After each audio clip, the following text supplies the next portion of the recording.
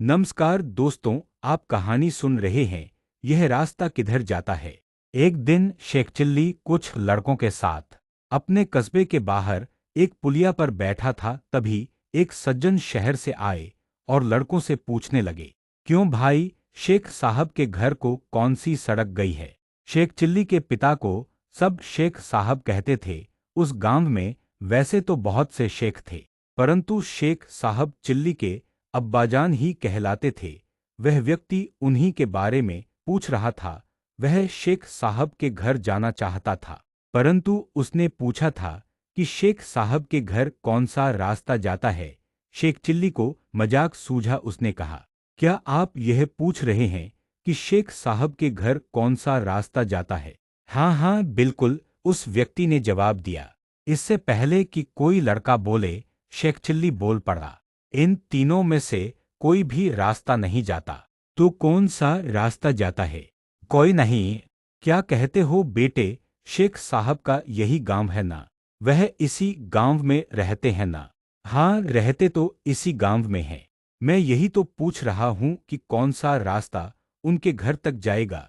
कृष्ण किरण की कहानी चैनल पर आपका स्वागत है। कहानी बहुत ही रोचक है। कहानी सुनने से पहले आप चैनल को सब्सक्राइब कर लें। कहानी पसंद आने पर वीडियो को लाइक एवं शेयर जरूर करें। आपका यह सहयोग अमूल्य है। कहानी आगे। साहब, घर तक तो आप जाएंगे, शेख चिल्ली ने उत्तर दिया। यह सड़क और रास्ते यहीं रहते हैं और यहीं पड़े रहेंगे। ये कहीं नहीं जाते। ये बेचारे तो चल ही नहीं सकते। इसीलिए मैंने कहा था कि ये रास्ते, ये सड़कें कहीं नहीं जाती, यहीं पर रहती हैं। मैं शेख साहब का बेटा चिल्ली हूं। मैं वह रास्ता बताता हूं जिस पर चलकर आप घर तक पहुंच जाएंगे। कहानी सुनना एक अच्छी आदत है और आपकी रुचि में बहुत ही गहराई है।